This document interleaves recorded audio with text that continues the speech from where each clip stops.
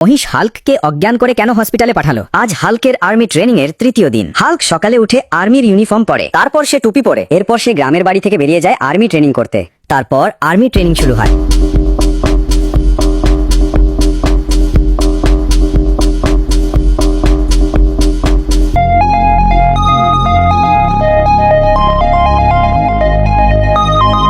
Training শেষ হওয়ার পর আর্মি অফিসার হাল্ককে বলে, তোমাকে এখন একটি জঙ্গলি মহিষকে হারাতে হবে। হাল্ক রাজি হয়ে যায়। এরপর শুরু হয় হাল্ক আর জঙ্গলি মহিষের মাঝে এক ভয়ানক লড়াই। প্রথমবার হাল্ক মহিষটাকে তুলে আছাড় মারে, কিন্তু দ্বিতীয়বার মহিষটা ভীষণ রেগে যায় এবং হাল্ককে খুব বাজেভাবে আঘাত করে দেয়। হাল্ক মাটিতে পড়ে যায় আর সে অজ্ঞান হয়ে যায়। তারপর আর্মি অফিসার দৌড়ে আসে, নিজের দুই হাতে হাল্ককে তুলে নিয়ে অ্যাম্বুলেন্সে শুইয়ে দেয়। অ্যাম্বুলেন্স দ্রুত হসপিটালের দিকে ছুটে যায়। হাসপাতালে পৌঁছেই আর্মি অফিসার হাল্ককে বেডে শুইয়ে দেয় আর সব ডাক্তার মিলে একসাথে অপারেশন শুরু করে। কিন্তু এখনো পর্যন্ত হাল্কের চোখ খোলেনি।